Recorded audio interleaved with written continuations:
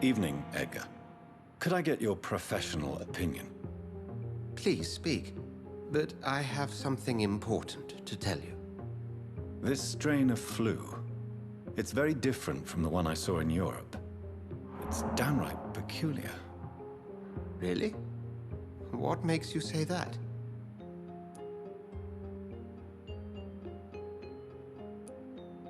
I've just looked at the blood of one of our recently deceased. I see. Do you have anything more to go on? This disease spreads and looks like the Spanish flu, but its effects differ greatly. The London strain is different from the continental one. This is very interesting. Did you find something else? Yes. Unlike the flu, the infected begin to show an increase in outwardly aggressive behavior. More than simple agitation. Once docile people become violent. You mean like rabies? Is there a chance we could create a vaccine, Jonathan, like Pasteur? By the stove, that would be smashing. There's a lot we're not seeing here, but it is spreading, and quickly. If we don't act, the whole city could be lost. But Jonathan, we've a fantastic opportunity sitting right here in front of us. A weapon of choice. What on earth do you mean? Why, you, my dear boy. With your expertise and your blood, we could isolate the properties that course through your veins. Think about the possibilities.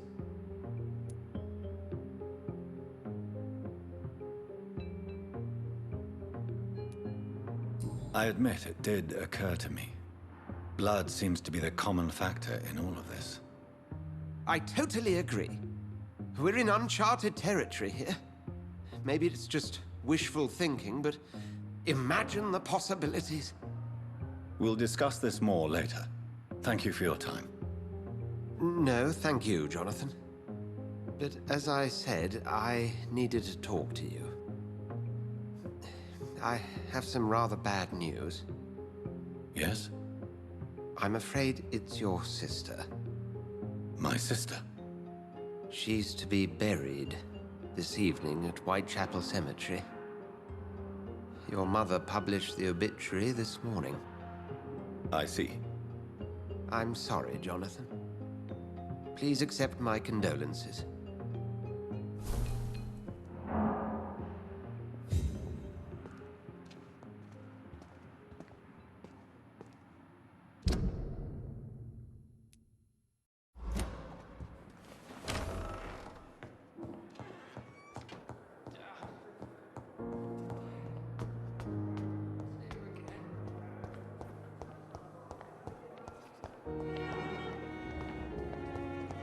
I never thought I would have to attend my murdered sister's funeral. Mary, I can't forgive myself. I'll find the truth about what happened to us. I swear.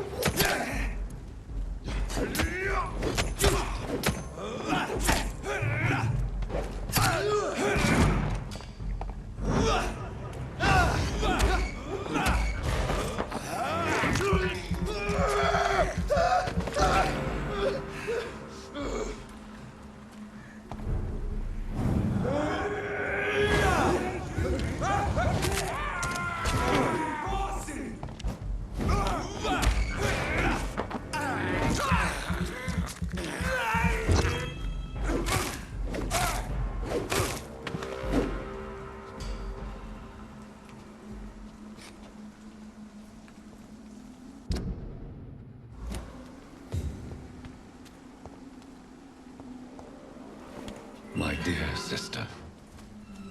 I don't know if I have the strength.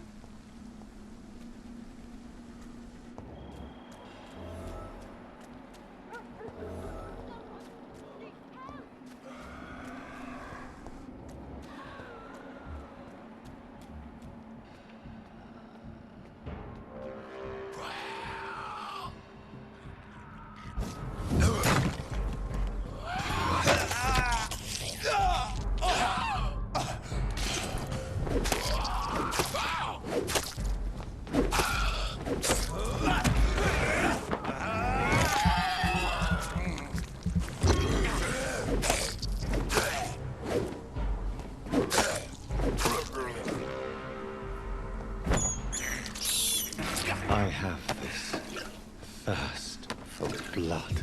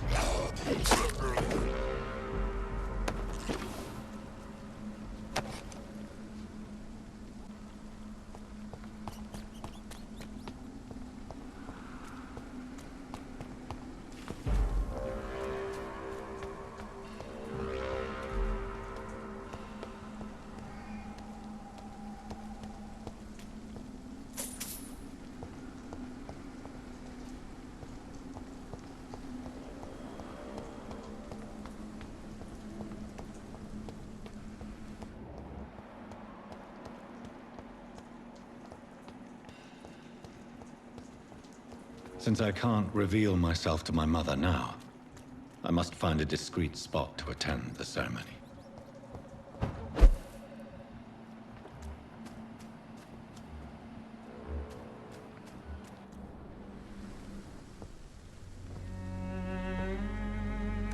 I am the resurrection and the life. He that believeth in me, though he were dead, yet shall he live. And whosoever liveth and believeth in me shall never die. We commend unto thy hands of mercy, most merciful Father, the soul of our sister departed, and we commit her body to the ground. Earth to earth, ashes to ashes, dust to dust.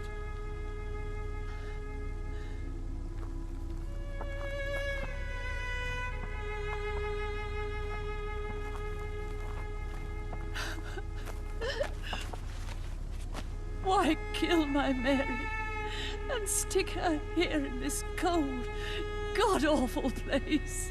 These are the legal requirements for the epidemic, madam. Oh, Avery, I feel so tired. Please take me home. Yes, madam.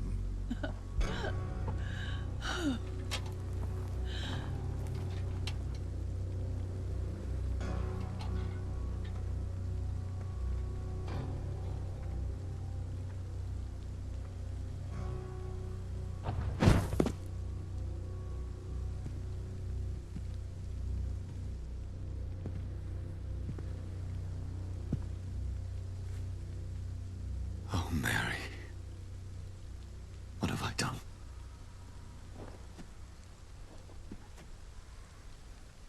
If I could only change one thing. One thing. This is a nightmare.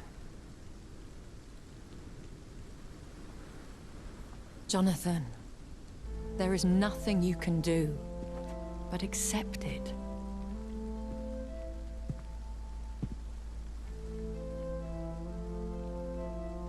What brings you here?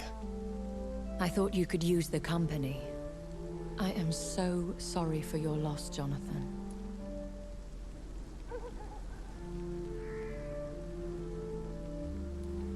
She was a good person. Vibrant, full of life. She was kindness incarnate, my Mary. You're a good person, Jonathan. And a young Ekon. A newborn cast into the night without so much as a candle to guide your way. She had been scouring the most dangerous parts of London in search of me. And it led to her death. Jonathan, don't. I still hear her last thoughts. They echo in my head.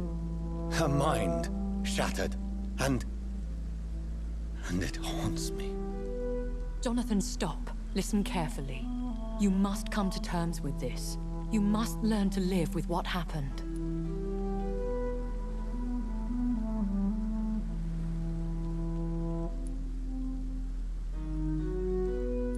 How is it possible?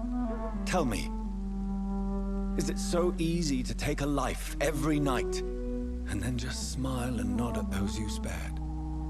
Don't you see? You're doing the work of our enemies, feeding your remorse.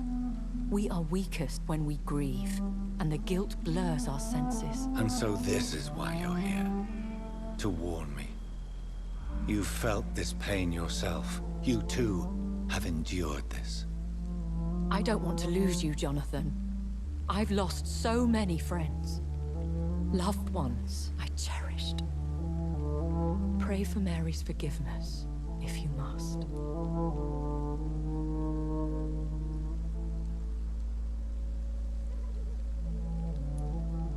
You may be right. Of course. I've stared upon this world for centuries. And time has taught me to deal with guilt, if not erase it. What should I do then? St. Mary's Church is not far from here. Go there and make your peace. Find the solace you need. My lady wants me to confess. No, Jonathan. It's you who wants to confess, I think.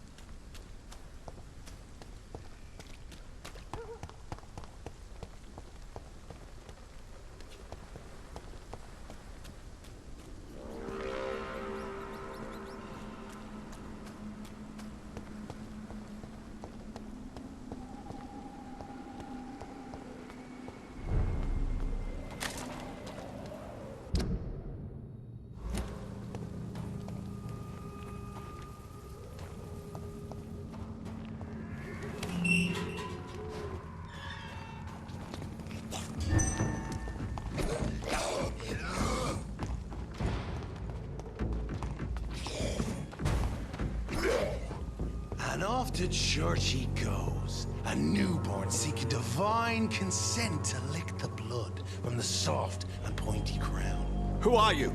Make yourself known. Newborn, you reek of guilt and pointless compassion. Shed your skin, forget your old weaker self. What do you want from me?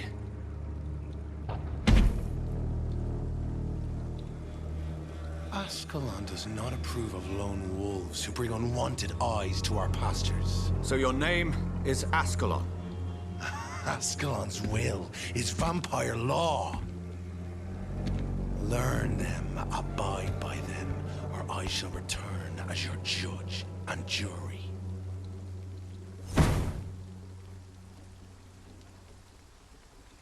These immortals try my patience with their plans and unsolicited counsel. Look lively! It's on to us!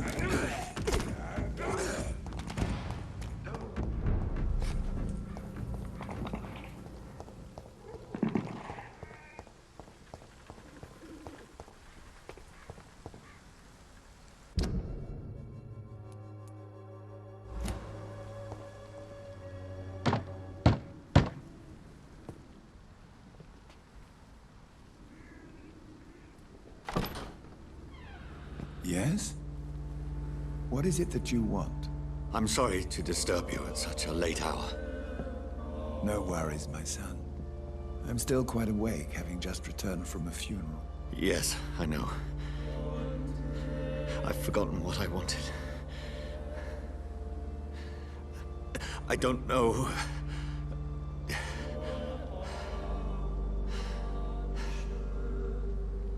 May I help you, child? You seem somewhat perturbed. I haven't the strength to cross the threshold.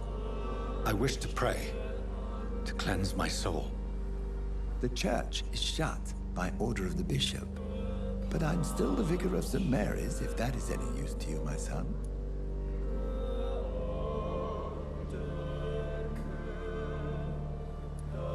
You seem to me a good soul, Vicar. But this is a personal matter. There are no secrets from God, my son. If your heart needs comfort, consider me your chapel. For I can be as silent as stone.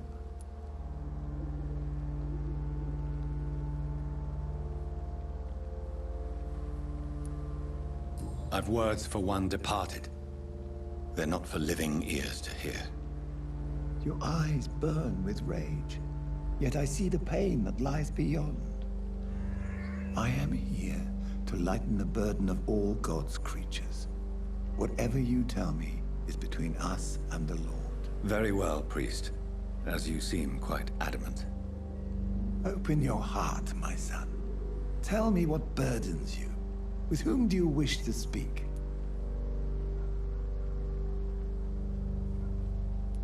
She was my sister. You seem so troubled by the loss of this girl. What happened to her?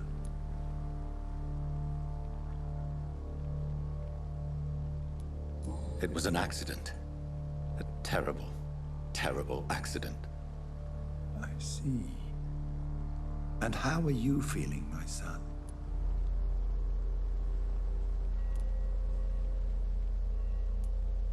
She died because of me.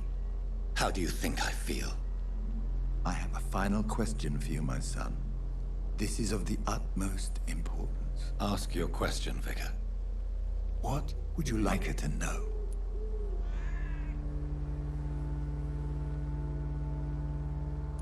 I killed you. There's no excuse. My dear Mary, forgive me. You have been heard, my son, and your burden will lighten if your words are sincere. Go in peace now, and live your life in the way she would have wanted.